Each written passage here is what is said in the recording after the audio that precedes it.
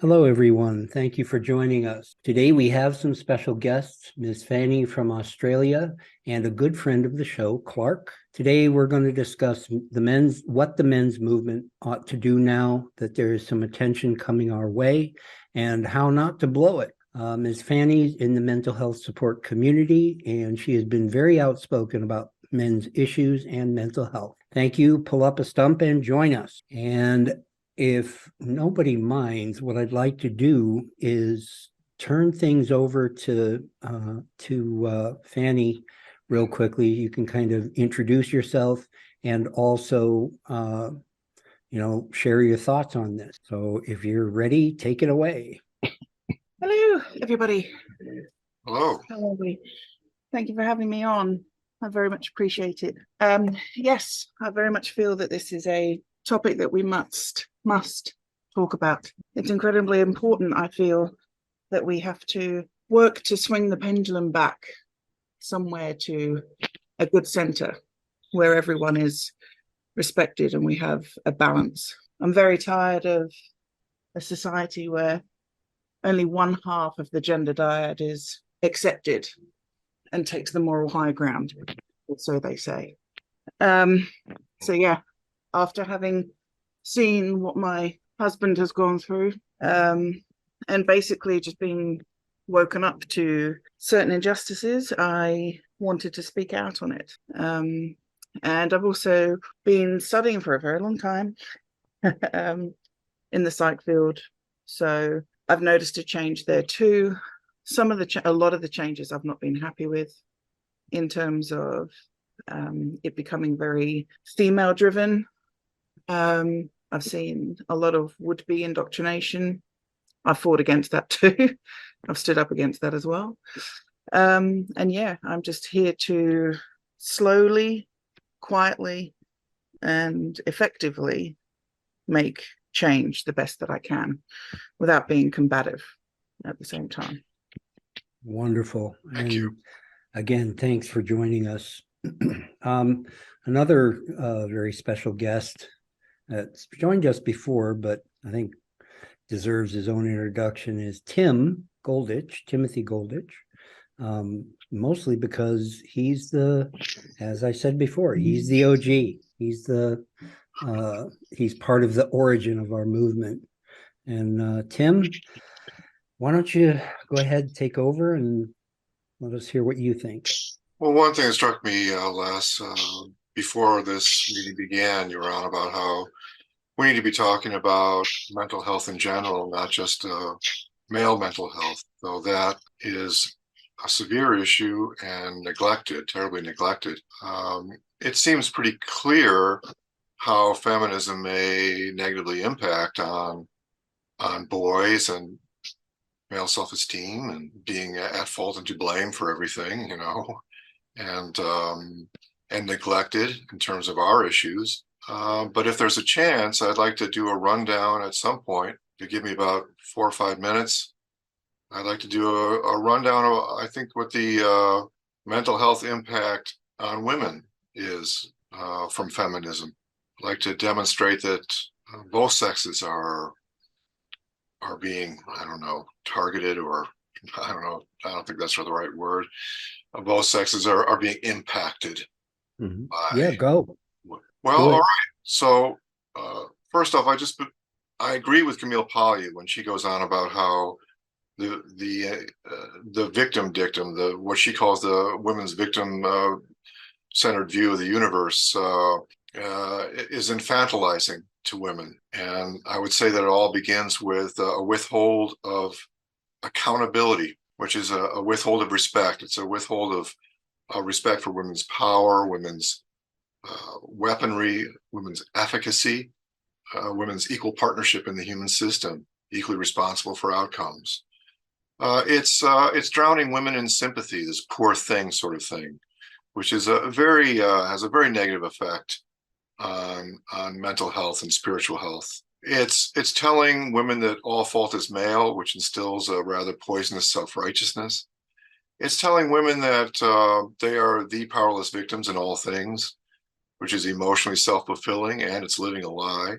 It's telling women that very falsely, that their legacy is nothing more than property and chattel, which just has an appalling effect on women's, psyches. And again, it's also telling women that their biology only betrays them, which would tend to limit women's immersion into roles and realms within which many women are at their happiest. It's no surprise to me that all over the world, the most feminist cultures produce the least happy women. There's so much poison. It's those women who would guzzle the feminist Kool-Aid are left basically sort of spiritually bankrupt. So as always, as a gender equalist, I look at both sides, and I see not only the obvious terrible impact that feminism has had on men and masculinity, but also women and femininity. Also, it's I dare say come out about even. At least we men retain our integrity in this whole fiasco, whereas women who are taught to withhold all empathy, caring, concern, compassion toward men, there's no integrity in a world where both sexes suffer, and women standing up and saying we are the powerless victims in all things, direct all empathy, caring, concern, compassion, and all reparations exclusively upon us. There's no integrity in that, and there, I've said it. Thank you.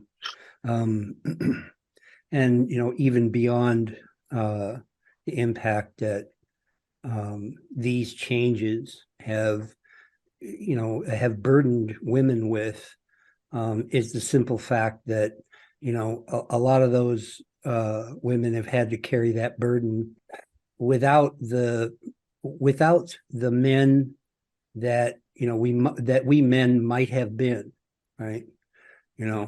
Because we didn't get invited to the party until way late, and like I said, I know women, many women, I know feminist women, and that's the one bone of contention that they have with their movement, is that it addresses exactly 50% of the problems, that they enumerate when they're, when you hear their rhetoric. And now there's this mad scramble to bring men on board, and make us part of, this bright and happy new world. And obviously, it's failing badly because we don't know what we're doing. I mean men. I don't mean men in the men's advocacy movement. I mean just men in general. They are confused and they are full of doubt and fear. I hear it all the time, that they frankly don't know what to do, and then, we witness frankly, in my opinion, rather exploitative and opportunistic men who jump on the, feminist bandwagon as if they were always there, claiming that, these feminist women are right, we men are bad, we, are insufficient to our task, et cetera, which doesn't help anything, obviously. But at the same time, that has an impact on us. We begin to doubt ourselves, and we begin to think, well, maybe I am just a bad person. Now, best of circumstances, that's still not a good thing. But as things are right now, the mental health of men and boys in particular is impoverished enough that, any admonition, any finger wagging, any challenge to what little bit of humanity they have left is seen as an attack, and like I say, especially if it comes from other men, and the women that I know, they're not happy about that either. But again, it still comes back to, okay, these things are problems. Now we do what? And my position on all of this has always been drawn from what I have seen from successful social movements in the past. Things like the labor movement, things like the civil rights movement, excuse me, the rebellions and activist movements in places like India and South Africa, and what these people did most often and most successfully was simply disengage and withdraw. They boycotted, they struck, they performed what's called job actions, where a worker would stick to the exact letter of the company rules, which of course would shut down the company.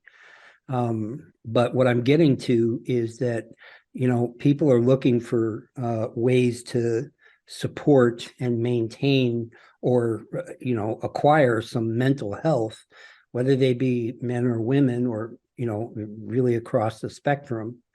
And that is that, we have the ability, and certainly in the West, we have the right to say no. Yeah, someone in the chat pointed out this is commonly known as malicious compliance.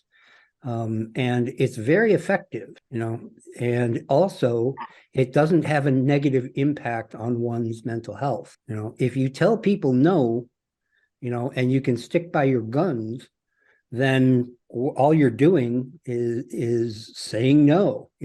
All you're doing is refusing. It's entirely nonviolent.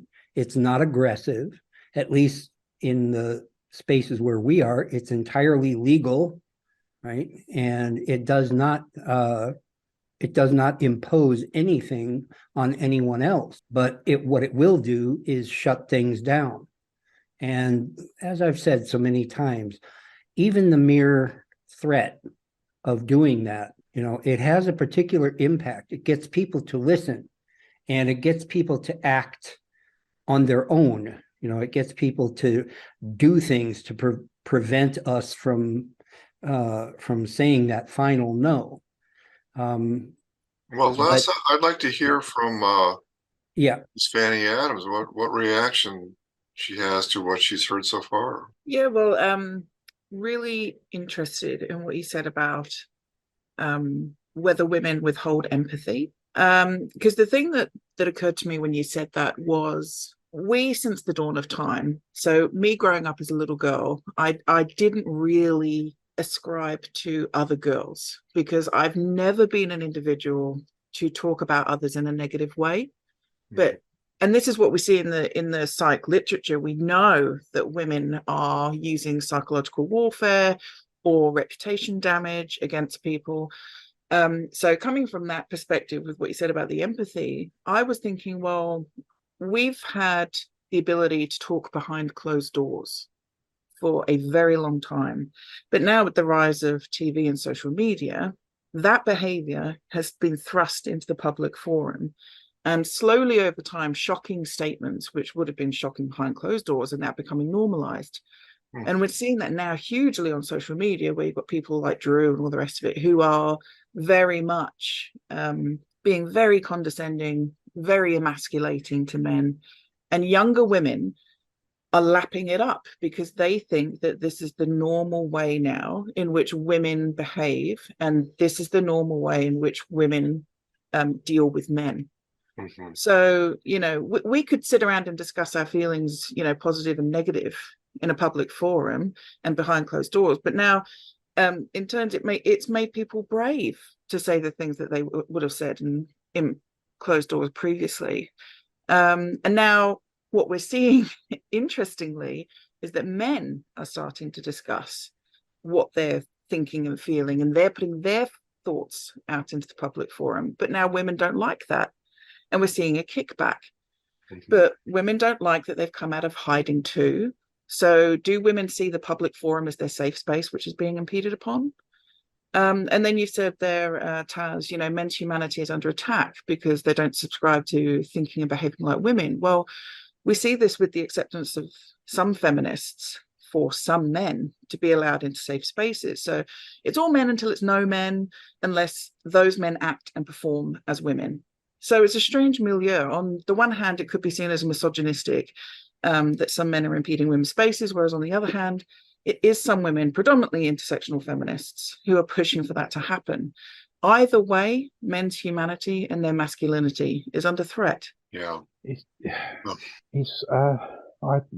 Just hearing somebody say that in a public forum like this, it's quite a potent thing, isn't it? To hear that being said. I mean, it is something that we've known within the men's rights space for a very, very long time, that men's humanity, men's masculinity is under attack. And, we've been saying it for such a very, very long time. But to hear somebody say that and understand that, that's maybe, as Miss Fanny Adams isn't, of this space particularly, although very much speaks within the space, as it were. So, it's giving me a bit of a shake. You have to bear with me a few minutes. I think the understanding from women is slowly going to happen because of the way in which women's spaces are now becoming under threat too.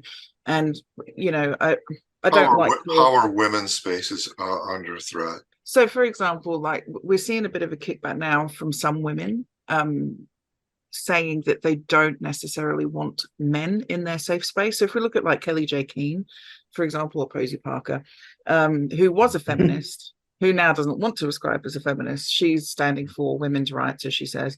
I don't necessarily agree with everything that she's saying, but I find it very interesting that women are now slowly seeing what it is like to be, I don't know what the word necessarily is for a woman. So, we've emasculated men, and now, women can't be mothers. Women can't be pregnant. We are pregnant people. We are birthing people. We are menstruators. We have to chest feed. And all of these things are stripping us of our womanhood too. That's right. And I think only now women are starting to get, oh, that's what we've been doing to men. Yeah. Yeah. Mhm. Yeah.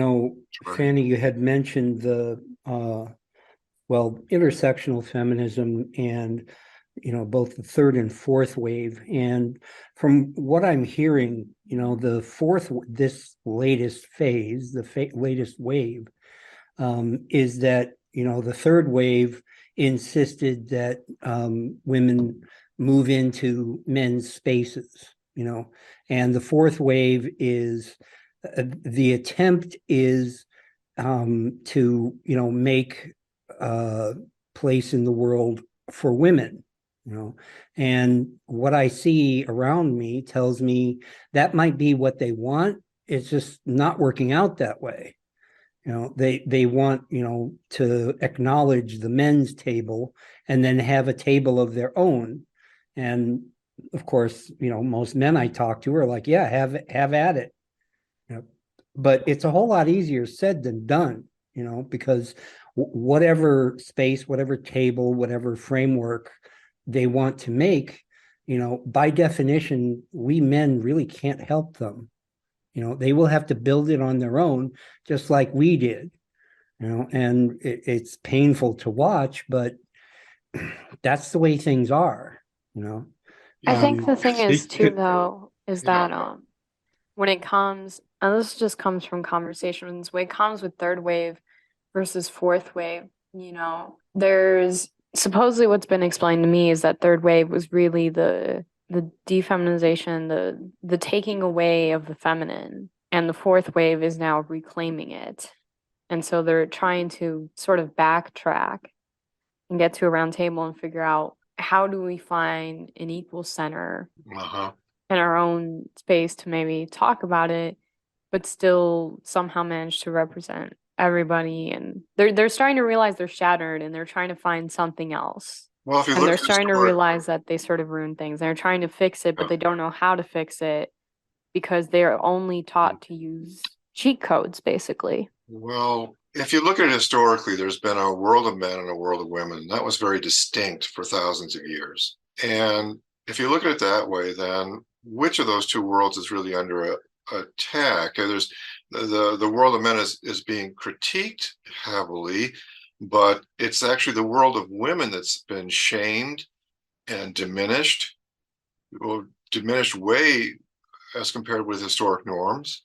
One reason women are not going to get their femininity back until they reclaim their world of women, a world of real depth of companionship and emotional and physical intimacy and emotional vulnerability.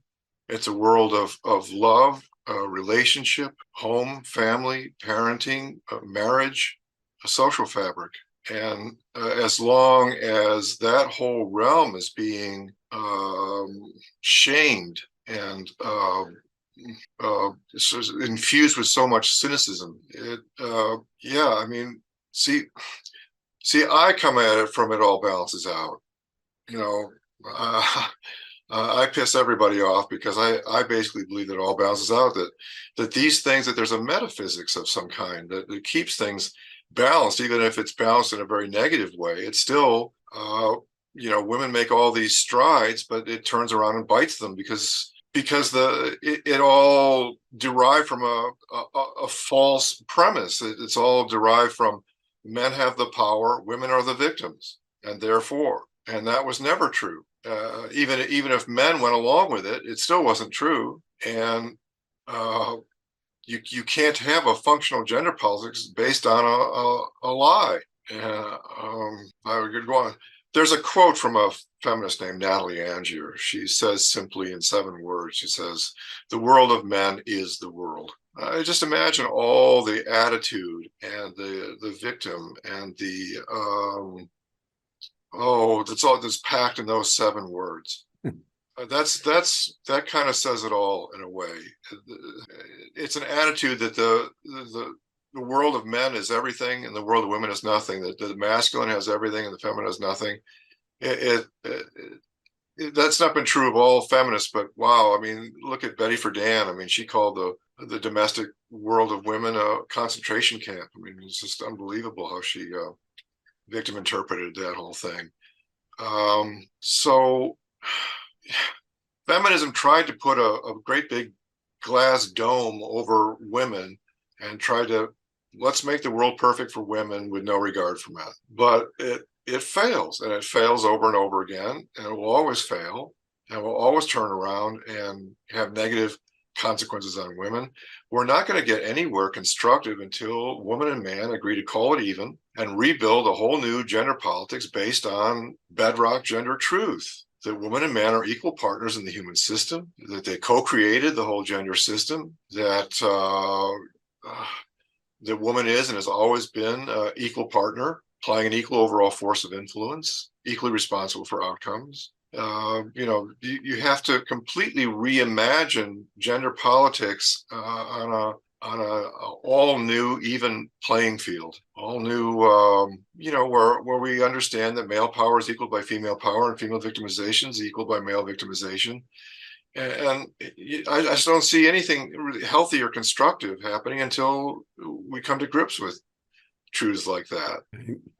One thing that I wanted to point out is among just women in general, and even feminist women, is an echo of what you just said, that like I think of you, Fanny, and the TikToks and other media that you put out there, basically pointing out that, all of this has to be accounted for.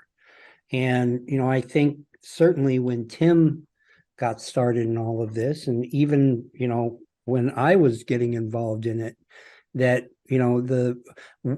we were convinced that no such voice from women existed, and slowly but surely in little enclaves, we're being proven wrong, right? It's being demonstrated to us that, you've got the tools and the talent to, like I said, to make that change. Yeah. And I still tell people that, there are not enough of you, right? That you exist but that, more of you are needed. And I say that to women frequently, I said, because the point is, yes, for me and, for most ordinary men, we're happy to congratulate you and give you our gratitude. The only trouble is that until your voice becomes common, until your voice becomes the norm, and until your voice becomes the expectation out there, it's going to be an uphill battle. Everybody is going to have to make sacrifices and go above and beyond and all of that. And I have found that, like Tall Lady, like Fanny, and like all of the therapy caregivers that give me care, the common thread among all of you is that you're all of you very fearless. You don't seem to get afraid to step into this, and it doesn't run you off, right? And the common thread that I have found that is normal, especially among women, but I've also found a lot of it in men, is that the ones that don't, speak up this way, it's because they're afraid. It's because they at least unconsciously know that, if if we get what we want, it's going to be rough, and it's not going to be cheap, and it's not going to be fun, but it will be necessary, right? It's not something one does because one wants to, it's because one has to, and the only thing that matters is the outcome, because the process is going to be brutal. Well, yeah, but it just depends on how long it takes for women to accept that men have a politicized perspective just like they do, and to accord it equal validity. If women were willing to do that, it wouldn't have to become this disaster. But men also have to be on board with it too. Like I say, it's things happen as a result of a male-female partnership, whether they're conscious of it or not. But both men and women have their force of influence in all these things. Feminism was conjured mostly by women, but it was enabled by both sexes. It was enabled by men. You can't really say that any of these things are just the responsibility of men or just the responsibility of women. But there's a very, very steep resistance to holding women accountable. It's equated with blaming women. It's equated with misogyny and sexism, and it is, in my judgment, the single greatest hurdle we have facing us in the future of gender politics and gender relations. And men defend women. You try and hold women accountable, and you'll have 10 men in your face. So.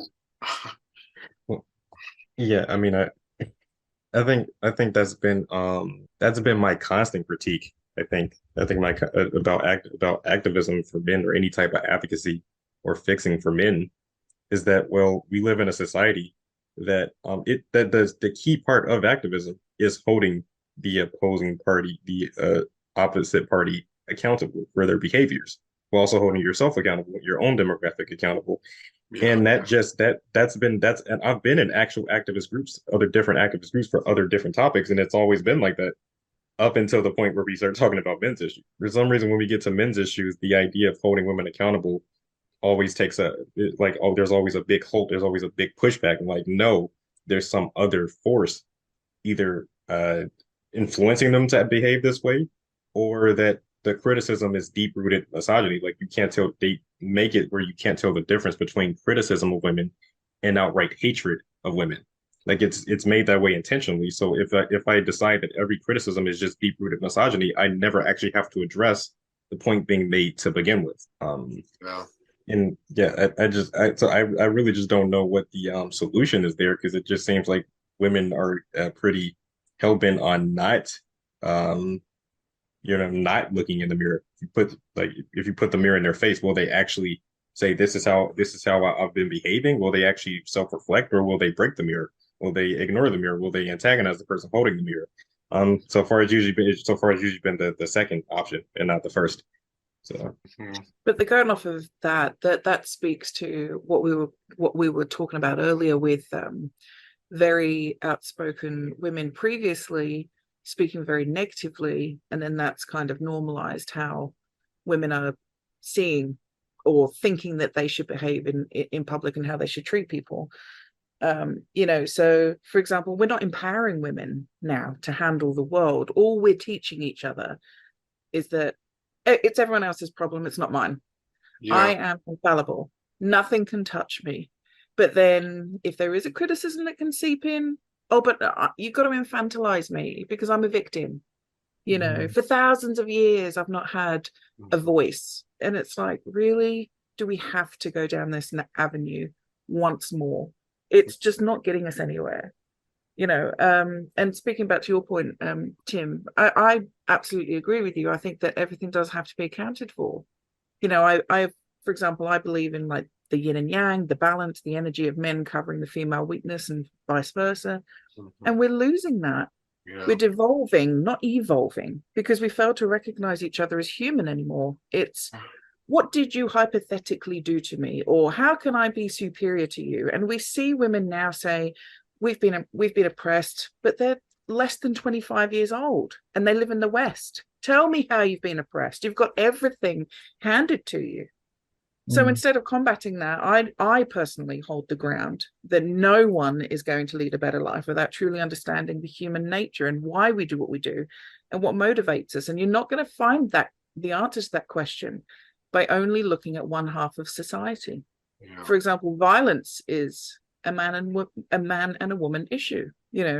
All of these types of things are, between all of us. But and then Taz, you said not afraid to talk. Well, kind of petrified, really, as someone who deals with mental health as well in my personal life.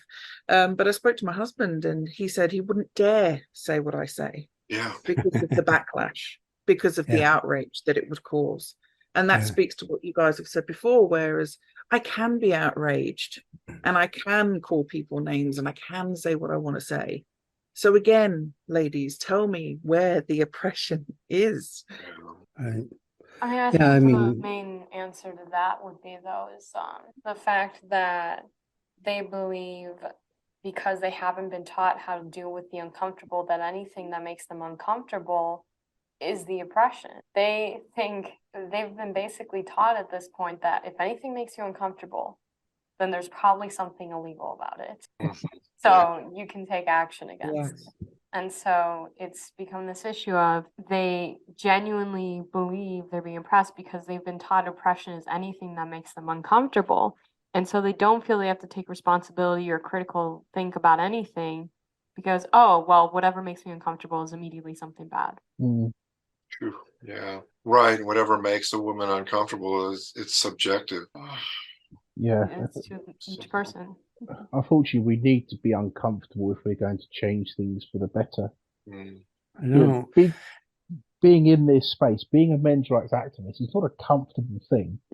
It's not pleasant. It's not fun. We're not, we don't make money off of this or anything else. This is, Tim really is only 25, but he just looks like he just looks an awful older because he's been at this for so long. But all of us, I think, if none of the stuff that was going on in the world was going on, would be here today having this conversation. We'd all be off doing whatever it is that we find fun and entertaining and whatever else. But unfortunately, we've got to have these conversations if society is going to change for the better. And the conversations are scary, they're unpleasant, but they need to be. And they need to be unpleasant. They need to be unpleasant and uncomfortable for everybody. And I don't know if maybe Miss Fanny Adams can confirm this suspicion, but I think modern women, particularly in the West, are suffering from a high degree of narcissism. And it's not to say men aren't as well, but I do think there's a high degree of it among younger women in particular that think, they can do no wrong. And Well, the West Yeah. is selling narcissism. That's why. Yeah. yeah, Our entire culture is narcissism. Have you not seen a Kardashian? That is the epitome, the height of narcissism. And guess what? They're the most popular show No, on the yeah, States. that brand And of everyone wants to be narcissism. them. Well, yes, not everyone, but it's that brand of narcissism coupled with, like I said, a very weaponized fear of just being accountable, for yourself and your, community, yourselves collectively. But again, I point, tall lady, to you and to Ms. Fanny, my friend Becky, my friend Shelley, my friend Madeline. You all don't know them, but like I said, they overcome that narcissism and that solipsism by shedding their fear, by saying, I am not going to be afraid of accounting for myself. And I am not going to be afraid of recognizing consequences to my actions. And the reason I'm not going to do that is because if if I keep doing it, I am the one who's going to be miserable. And tall lady, in talking with you, I know that even at your tender age, you've already had to deal with that, that it does come down to you. I'm sorry, Clark, were you going to say something? Only that I am greatly encouraged by a great many things that I'm hearing today. To paraphrase or interpret what I'm hearing, modern women and men who swallowed the feminist line, hook, line, and sinker, would need to experience some I'm sorry, Jesus. Clark. I'm not. It's hard to understand you. Can you put? As other people having difficulty? Yeah, I can't hear very well. Yeah. Yeah. Let's try this. Can you hear me now? Yeah, sure can. Test. Oh, yeah. Okay. Yeah. I think that modern women and men who swallowed the feminist line, hook, line, and sinker, will need to have some sort of come to Jesus, some sort of reckoning. And that's not going to happen until, I think it was Carl who said, until we, Martin Luther King did, until we boycott, or as we did, until we have a best moment and just welcome doing that. To them. But we continue to say reinforce and support the victim that contributes to our oppression. We're not going to change. People are too comfortable. We have to make them uncomfortable. We have to afflict the comfortable. We have to comfort the afflicted. Right. And it's not that complicated when you look at it that way. And, I do think we're at the precipice of that reckoning right now. And again, we folks here also have an understanding that, we could screw that up too, right? We could make a mess out of it, and have to start over again. But if we do it properly, if we do it accounting for 100% of the issues and the people instead of 50%, then we at least have a shot, over time, at, as Tim says, rebalancing all of this properly, right? And honorably, and happily for everyone. But in the meantime, it's going to take, it's going to take our voices, sure, but it's going to take the voices and the actions facing toward the world, like I said, of this very small and, too rare group of women speaking with us rather than speaking over us. People often hear me say that, it's frustrating when even man or woman, really anyone, speaks on my behalf and says all the wrong things and just fails to say the right things. It's usually just as much about what they don't say as what they do say.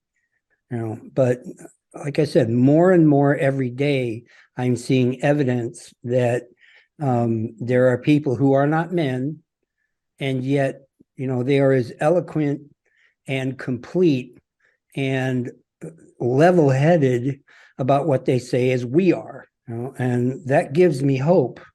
But again, it gives me pause too. Because, one thing about human beings in general is we can screw things up.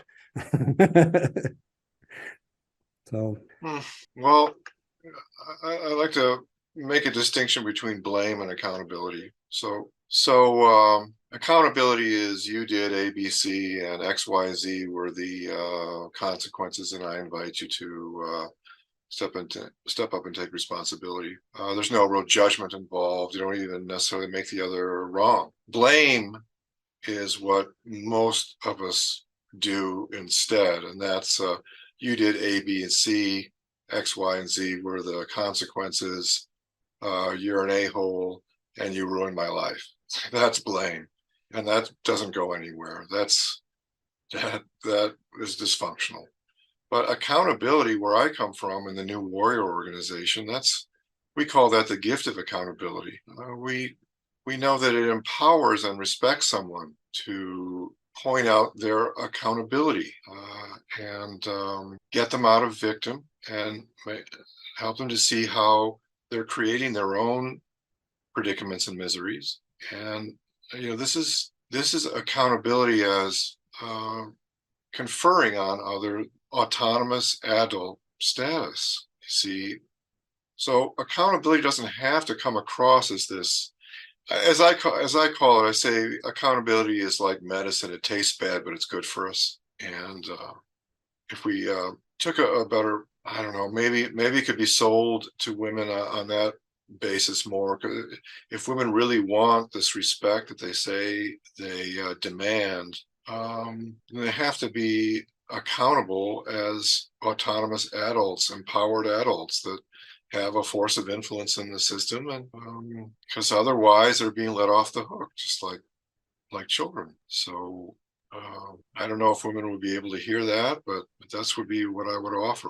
Like I said, I see more and more of them who can hear that and want to, and to the the bad taste of accountability medicine. The good news is the bad taste doesn't last.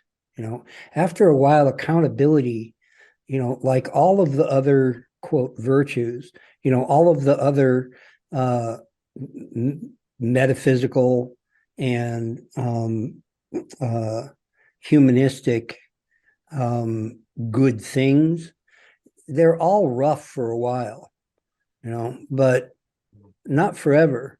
And once they become part of your character, they're the thing that makes you feel good when nothing else will. Being accountable, being able and willing to make amends, when I fall short or make a mistake or fail, the desire to be humble, the ability and willingness to be wise, all of those things for me were very hard won. I had to work my butt off. I spent enough money to buy a couple of houses, and I put in countless hours of blood, sweat, and tears.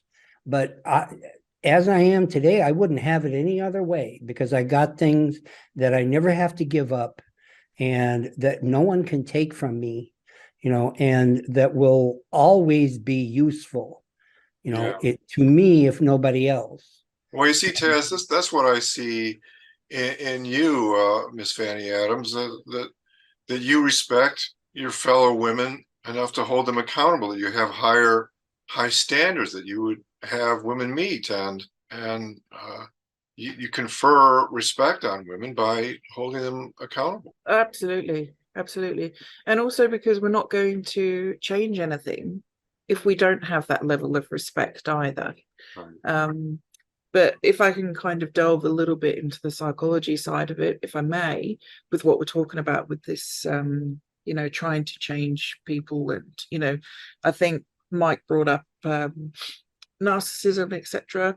I think what we're going to struggle with in terms of the younger generations of women is that they have what I would say, or what the literature would say, is competitive victimhood. It's the tendency to see one's group as having comparatively suffered relative to another group, right? And they're growing up, or they're becoming, young adults, whatever, seeing all of this discussion play out and being told that they're victims the whole time, which we can all agree on. But now they're taking on that role within themselves. Okay, now I am this person. No one can tell me that I'm any different. And so trying to be argumentative with them is going to cause a kickback in terms of, narcissism. So obviously we know narcissists can't deal with criticisms, anything like that. But instead of the narcissist in the traditional sense, I would probably more align it with vulnerable or covert narcissism. I think these are generally individuals who do feel in some way that they have had something happen to them, but they're, instead of dealing with that in a healthy way, they're just lumping it in a category of, oh, well, it's because I'm a woman and men are all bad. I think that's genuinely what is happening. I don't really see how younger women are navigating through the world in a healthy way, in which, something might happen to them and they can find sources to deal with that in an appropriate way. Instead, they take to social media and they blame everything on men, even though their limited experiences with men is very obvious to see. Like, you've not been through a family court, you don't have an ex-husband, you haven't got children, these very normal things that women would have dealt with back when, and just gotten on with it. We're seeing that women can't do that now. So yeah, it's almost like, and I did a video on it the other day, it's just, it strikes me as a victim Olympics, that they're striving for medals that only they are giving each other. Like, no one's out here trying to, like, I'm certainly not out here trying to reinforce that women are victims, but in the same hand, I have been a victim myself, both of, well, I guess you could say CSA and DV and what have you. But I could never tarnish an entire set of people through the actions of a few. I could never do that. And I think that's just because I see people as human, and I see them with all of their what they could achieve, the brilliances of human nature, but I also see us as being infallible. And we have to allow each other to make those mistakes and say, it's okay. Like, we can move through this. We can deal with this. But I think the biggest problem for us on this side of the fence is going to try and teasing out the women who are very ingrained into the victimhood, very ingrained into thinking that this is their role in life now. Well, that's the poison of feminism that I started out with. That's the indoctrination of feminism, that victim dictum. Mm-hmm. It's been that way since the very beginning, hasn't it? Yes. Right. And to step away from it, and look at it and say, this forces everyone to leave women behind in the place of victimhood forever, is, like I said, that's why, I hear more and more women every day saying, I don't like this. I don't want to be that woman. And I have no talent for it, but in fairness to those that do fall victim to it, they fall victim to victimhood, is that, let's be honest about it. There's something very, I guess, comforting and secure in never having to, be accountable just for yourself. You know, and if that kind of infantile compulsion gets nurtured and weaponized, you know, then what ends up happening is, you know, those people, and I say people, but obviously mostly women, you know, they happily hand over all of their agency and all of their maturity, you know, and all of their real place in the world. They hand it over with both hands, right? I mean, they just do. And you know, too often the men's advocacy movement, you know, just becomes frustrated and angry about that. You know, I look at it and say, you're killing yourself slowly. I'm not going to get mad at you, but I'm not going to leave you there either. You know, because if you stay there, all there is misery and pain. You know, and if you come with me, if you come with us, you know, it's not always going to be fun and games, but you'll have relief. You know, you'll have relief from that prison. You'll be out. Yeah. I think one of the big mistakes of feminism wasn't saying that women can be victims. It was just saying women are victims. Right. You know, if they just held up individual women who have been victimized in some way and say, look, these women have had this happen to them. We should take care of them to make sure that they are able to heal. I don't think anyone would have had a problem with that. But what has happened is it's women are victims by default. And I think that really is where the problem lies. I don't think there's anybody within the men's movement who will sit here and claim that men are victims by default. They will tell you that there are men who are victims of some pretty hairy stuff. Yeah. You know, the kind of thing you wouldn't wish on your worst enemy. Yeah. You know, and Miss Fanny Adams is, again, another example of a lady who comes into this space because she's in a relationship with, or she knows a man who has been through absolute hell, primarily in her instance in the family court system, in child custody and everything else. And it happens time and time and time again where women think that we're kooks, liars, we hate women, and then something will happen to a man that they care about, or they'll meet a man that they fall in love with. They'll find out what it is that he's been through, and they'll look at us and they'll go, Christ, they were right. They weren't the nutcases we thought they were. They've got a point here. Maybe I should pay attention. Yeah. I think Miss Fanny Adams just wanted to speak, so. No. I was just going to be in agreement with you, but two things is that one of the biggest thing I'm saying at the moment on my social media is that statistics do not tell the full story. And they don't. We know that sitting here, it doesn't, you know. So when we're talking about the family court, for example, people go, where are your statistics that men go and ask for custody of their children? And I say, exactly, where are they? Because no one's interested in hearing that side of the fence, are they? No one's interested in knowing how many times a non-resident parent has gone to court to get access to their children. The only statistic that we have here in Australia, for example, is that 3% of cases end up in court, and usually because of safeguarding concerns. You know, we don't see the statistic that 90% of fathers get custody when they ask for it, from that bloody Massachusetts report that happened in the 1980s. But yeah, it's very frustrating that we have this atmosphere. But then I'm also not going to be angry at a woman who does see the light of day. If you catch my drift, I will always open my heart and mind to individuals who need my time. And I did that this week with an individual who was very combative in my comment section about parental alienation. And I said, my DMs are open. Let's talk about it. And she allowed me to do a video on her situation. And she's basically turned around her way of thinking. And she said, I had no idea that you guys are this empathetic. I had no idea that you were willing to listen. I just thought that it was men versus women, etc., etc. And off the back of that, and off the back of this whole statistics versus personal evidence, I have done 2 videos now asking for people's personal experiences in both the family court and the child support system. and men are coming forwards and giving me their stories respectfully, with integrity, with honesty, and it's women who are bringing down the whole, you shouldn't be talking about this, you're just a step parent, how dare you. It's just condemnation consistently from women, and it's so disappointing to see. I didn't say anything combative.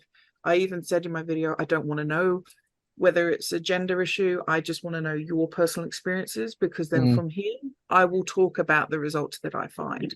And what I'm finding is that men are suffering, and they are without their children. Yeah. You know, Yeah. that's all I wanted to know. Why do you think that women are so opposed to shine some light on this subject?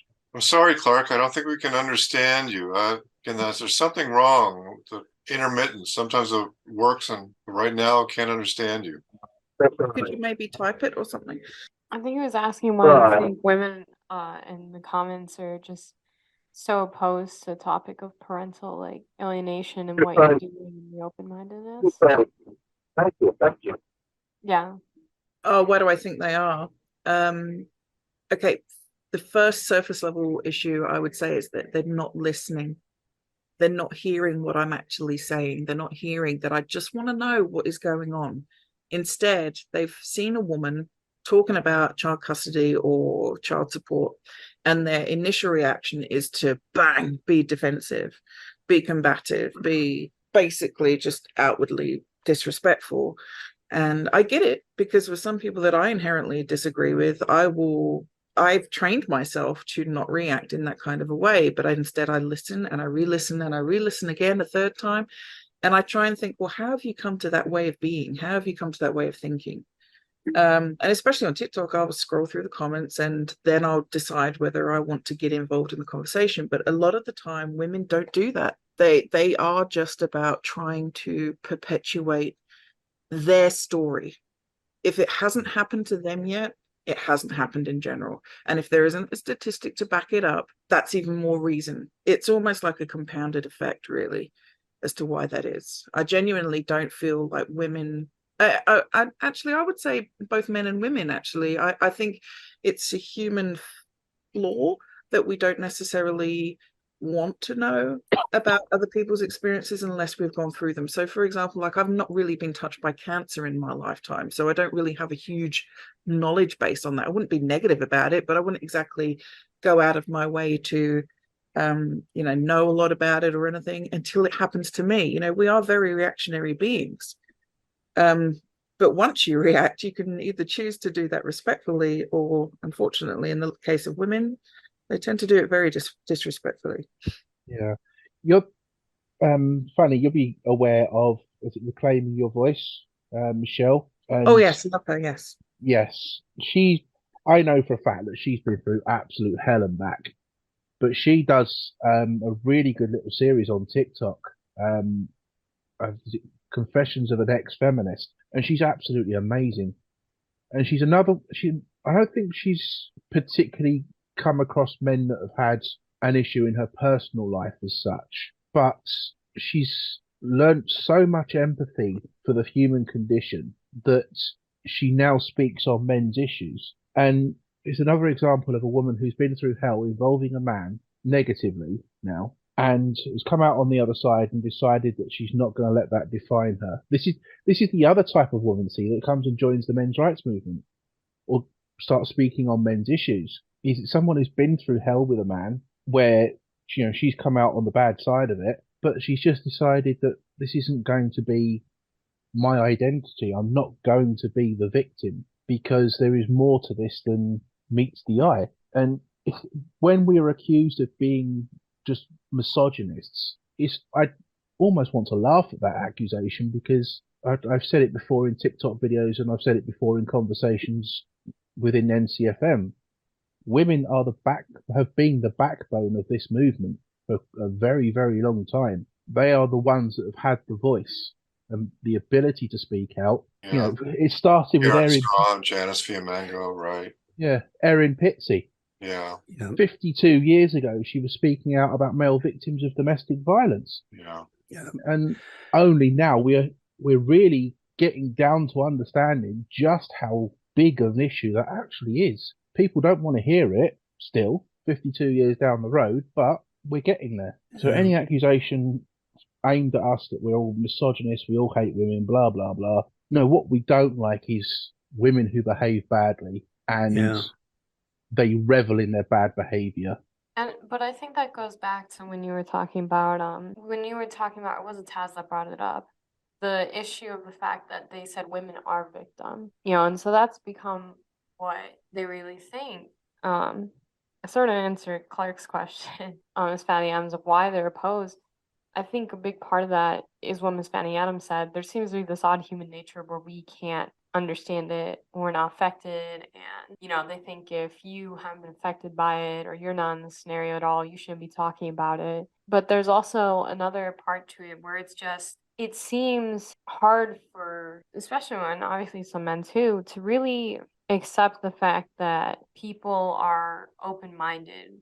We've gotten to such a point of untrustworthiness in society that it feels like you can't trust anyone to be empathetic. You can't trust open with someone. And that's become a large issue because now people are ingrained with the ideas that they have been raised with or that have been given to them by the people around them at a certain point, and they refuse to accept any other way because they feel like they can't trust any other way. There was a girl I'd known for many years, and she went on one of those I hate all men rants just because a guy was taking pictures of her at the store, creepily. I sent her a message letting her know, I'm sorry for whatever happened. Because here's the thing, she also didn't say what happened. She just straight up said, I hate all men, with no explanation. I said, I'm sorry for whatever possibly happened to you, but you shouldn't really be saying that because there are a lot of negative effects. And she immediately got defensive and wanted to debate, saying that I can't say it's not all men and I should letting men victimize themselves and yada, yada, yada, yada,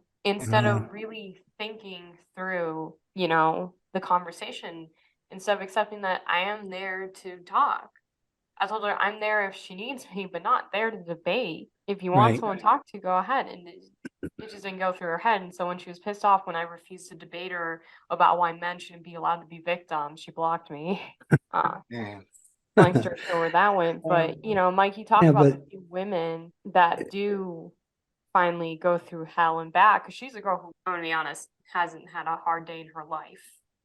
Yeah. For the most part, she has all her family members. She didn't really date the few relationships she had. She was always the one who was breaking up with it because he wasn't good enough for her, or whatever else. But the ones who go through hell and back, it's this path of you choose how to analyze it. When you get to that point, when you're getting hurt by somebody, right in that moment, you sort of snap into the space where you see two roads. You're so scared, you roads. And one of them is very hateful and very angry, and the other one is learning to analyze.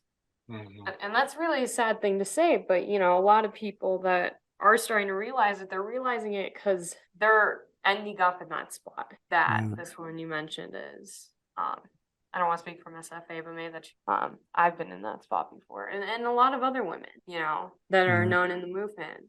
Mm-hmm. But I think all of that, is a lot more a symptom than the root disease, because, for somebody like that, who probably hasn't had very many bad days in her life, and she gets snapped into that crossroads where I can go this way and it's, gloomy and unfamiliar and it looks difficult, or I can go this other way and throw a tantrum, right? And throw all my toys out of the crib. And either way, everybody's going to congratulate me. Which one would you choose? It's like I said, that's if there was a generalized. I find that funny. She actually got called out by a bunch of people for saying that. And then she got more mad saying and made a post claiming that they were shitty human beings. I know, but that blowback started about 5 minutes ago. I mean, there's been such a grand tradition of, like I said, congratulating and empowering that kind of tantrum for so long, since before I was born. that is, it's going to be a little while before people like that stop doing that kind of thing. So I expect more of it. And I know Ms. Fanny, like a lot of the TikToks that you put out, are responses to that kind of behavior. And the unfortunate reality is that for a while, I think that is not going to die down. I think that is going to continue unabated for a while. But our responsibility, and the thing we have to be careful of is once that does die down, and once the people who have never given any of this a thought start thinking about it, if we're not careful, all hell is going to break loose, and everyone will be sorry, right? Because it'll just cause an escalation. It will further polarize and tribalize the people that are having a terrible time getting along right now. Don't worry about that, Les. Me too. Me too. Oh. So, we have to be clever, right? And we have to be willing to sacrifice, the current moment where we can have a tantrum and where we can be unforgiving and intolerant, right, in the short term, because we know at the end of the road, if we are tolerant and if we are forbearing and forgiving, and if we are accountable and humble, then at the end of it, everybody will be happy, or at least happier than they are right now, which is a pretty low bar. But still, it's the difficulties for us are not over yet. It's just that now, we now the ball is in our court, and the intention can be ours rather than theirs, that we're just at the mercy of. But even so, we could very easily make the same damn mistake they made, right? And if we do that, I'm going to feel really bad, because I'm going to say, Les, that's why I created that gender equalism. Exactly. Right? Exactly. Yep. To avoid that kind of disaster. Mm-hmm. Because the force of human nature, will impose a balance on us, whether it's one that we can live with or not, but it will be a balance. Yeah. It's inevitable. And I know so many joy or a balance of misery, depending on how. I know so many people who they believe down to their toes that all of this unhappiness and dissatisfaction is because things are out of balance. And, I have to remind them, look, this is a balance, this is a balance of misery and bitterness and resentment and mistrust and hostility. But everybody gets an equal share, now the other one, the one that's based on love and tolerance and forgiveness and compassion and empathy and honesty, that one takes work, but it's still a balance. Which one would you rather have? One is a bargain, the other is a ripoff. Well, it's 3:00 Central Standard Time anyway. Yep.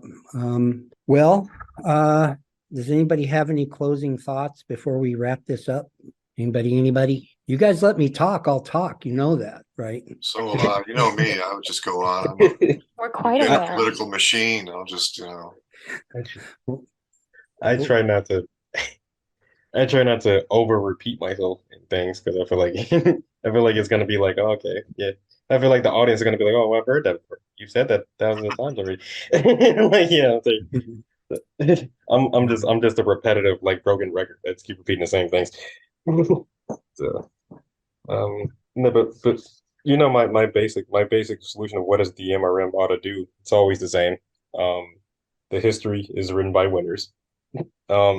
What the MRM would have to do is that they'd have to actually start trying to fix things on both a legal level, and they'd actually have to they'd actually have to try to join other already existing like organizations to try to fix the impending problems.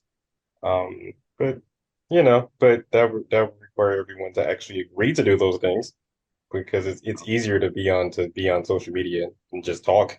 That's free. It doesn't cost that much of your time, especially if you have free time to do it. Versus activism and actual like changes that takes a longer time and it costs money and and you got to do a lot of grouping. You got to group everyone together to get everyone on board with it, and they have to. And sometimes you might fail even after all your efforts, and it make it feel pointless. So it's, yeah, but that's just me. Well put. Come on, Use my Tim. messages. Please try to. Well, okay, let's see. What's my closing remark? Well, I say the world is a better place.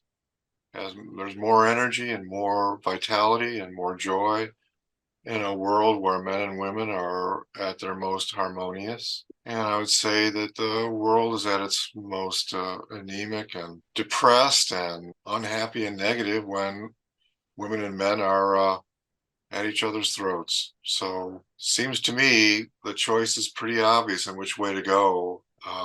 It's more important to me to serve the greater good than to serve my own personal woundedness and my own personal anger and the rest of the bullshit. It doesn't matter. We just need to be focused on creating a world, where increase intersects understanding, compassion, unity, fairness, and forgiveness. That's me. I'm out. Thanks. Tall lady.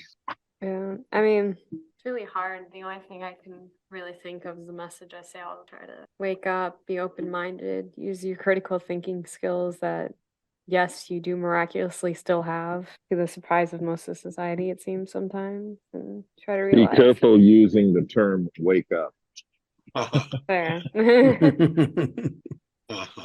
Try to come to a realization before you come to it from not the greatest of origin. A lot less pain if you figure it out. It's going to be painful, the process of fixing this, but it's less painful if you figure out you need to fix this earlier than later. Amen. Clark, we can hear you now. What do you have to Yeah. say? Speak, Mr. Savage. And boom. Thank you. Another great conversation on a Sunday morning and afternoon. I really appreciate you guys inviting me. Let's do it again soon. But just my parting comments are as follows. The great theorist referred to what Katrina, tall lady, was calling, using the aphorism woke or wake up. The great theorist used to refer to this as insight.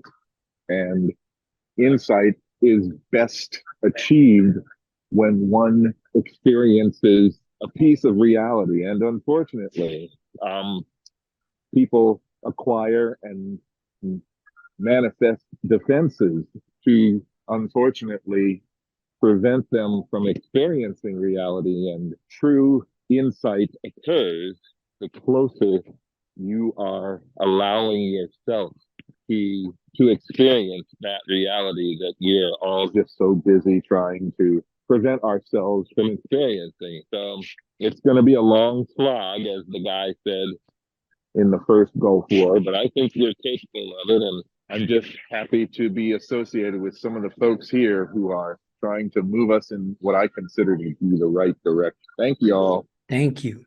Thank you. And Ms. Fanny, anything? Yeah, just wanted to thank you all for letting me come and share the space with you guys. And just to rebound on what you were saying just before about, hoping that things don't, the pendulum doesn't swing too far back the other way. I think that can be used to our advantage in a few ways. If we show people that we don't want to take civilization back to the Dark Ages, if we show that we just want, gender equality and all the rest of it, if we make that the message, I think more people would become more on board than maybe have a negative response because of the backlash that has become associated with men's rights and all the rest of it. I think if we make it very clear that no one wants to see anyone being oppressed or silenced or marginalized or disenfranchised or whatever word that you want to use, and we see each other as human, I think that's the biggest and best way to treat each other. You know, I think empowering and educating individuals to place their anger in appropriate and healthy places is going to help. You know, for example, if you have been a victim, be frustrated at the system if they don't listen to you. Be angry at the person that took that part of you away, but don't hate a whole section of society for that. And it's okay to be angry at just one person or what have you. But in all things, I just want to really reiterate that I definitely stand for all people, for us humans. And I just wish that we could come together and recognize that each of us have trials and tribulations. And I just call for a lot more listening and a lot more compassion and empathy between us all. Well put. Can't Double say D? it you can't put it any better than that, really, can you? No. I've spent this entire weekend from Saturday evening talking about the idea that we have to recognize men's humanity. And that's what this is really about, is recognizing men's humanity and men recognizing their own humanity. Yeah. For too long, I would say for over 100 years, we have failed to do so. And it's only now, really, that it's starting to happen again. And I hope that people will allow it to continue without letting it get too far. Because at the end of the day, men are human beings. Men have suffered, or there have been men that have suffered. There are men, unfortunately, who will continue to suffer until things change. The only question is, how long are we going to allow that suffering to continue? Yeah. Those are my final thoughts, guys. Thanks. Thank you. And my final thoughts, especially from our guest, Miss Fanny, and also Clark and X-Man. You know, I had been a victim, right? You know, I had been a victim of sexual, physical, psychological, and emotional abuse. That when I enumerate it, when I give the details, most people find it hard to believe, but it's all true. You know, and just like the rest of you, you know, I just had to realize that whether I like it or not, you know, I still have to live in this world. You know, I spent a long time not wanting to, right? And I used to be the kind of person that would try to leave this world, right? I am no longer that way, you know, and even so, you know, even with all that, which is really nice for me, you know, for me, I'm a changed man. I am not who I was, et cetera, et cetera. And that's all very nice, you know, but if I don't recognize, you know, the beauty and the honor and the humanity and the enormity of the people that I have come into contact with, namely all of you, for example. You know, if I don't see all of your, you know, just how awesome all of you are, then why should I bother? You know, if I have to throw everybody else, you know, in the garbage and say nobody is worth a damn but me, you know, then why should I be here?